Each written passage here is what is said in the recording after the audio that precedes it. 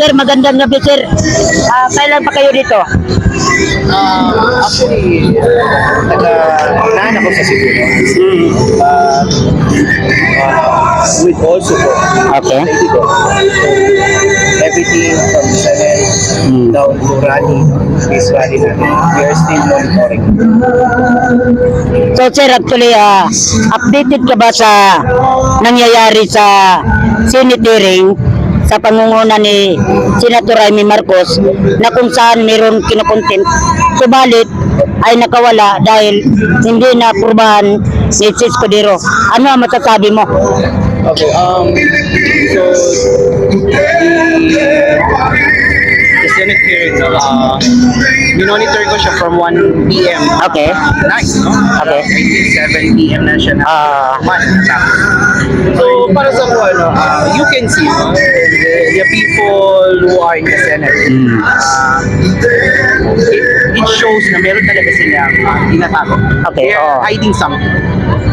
Then, regarding with the contempt done by Senator Baco, I was very disappointed with the action na ginawa ni Senate President, which is Jesus Cordero. So, it shows, no? You can see on the past videos or on the, let's say, on the political, Okay. we know that Jesus Cordero is under the Marcos administration. So, we are aware, we are expecting na yan ang decision ni Jesus. Even in the past hearing, di ba, when Senator Amy Marcos nagbigay ng letter, di ba, sinabi hindi pa doon dumating sa kanya, it's very clear na May tinatago. yes, that's true. No? They are writing something. It's very Pero naniniwala ka ba, sir, na may nagsasabi na kahit, di ba sabi nga ni Senator Bungo, na kahit ilan po tayong visit na mag-hearing, kung ganyan na hindi maprubahan at walang makukulong, walang saysay, maniniwala pa. yes, for me, naniniwala. But with the Senator Amy Marcos, good thing for her that she's doing something, no, about this action. At least, hinahinay natin nakikita natin yung mga who are supposed to be reliable pag-report ni President Duterte.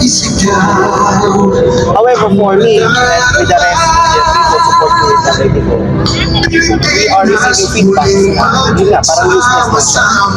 But this is a good move. No? This is a good move naman.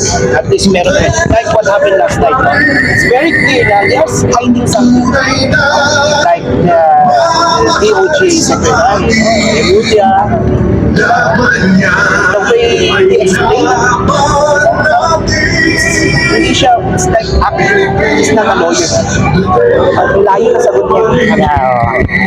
So, actually, ano ang masasabi mo na every time, kasi nakita ko, every time na tinatanong ni Senator Amy Marcos si General Torre, at nakikita ko na parang pag nahirapan si General Torre, agad-agad na rescue todo agad si Secretary Remulla. Ano masasabi mo? Kabastusan ba yun o ano? Yes, kapag if you are a uniformed person or government, then the way you can see on the entire meeting na ginawa nila na last night, if the person cannot answer a certain question, papasok si Remulla to support the answer.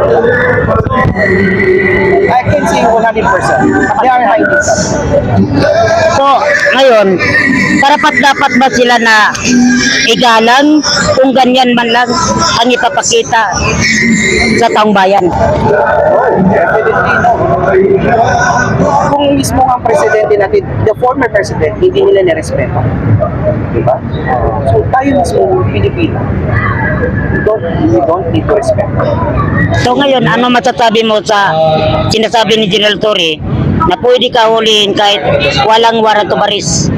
Ano sa palagay mo? But based on the law, as long, sinasabi nga, if the action taken, pwede kang ihulihin.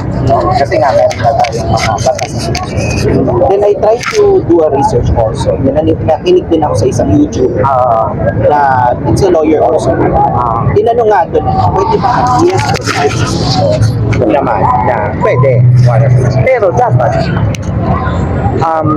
as you can see on the last hearing naman, you can see there are a lot of violations. Madami sila violations like inas na president, kita sa Bibi Sara, then the other relatives, so pinagtawan. So yun yung nakikita ko ngayon. Lihado sila. They violated the right of the former president. Ayan. Thank you, thank you.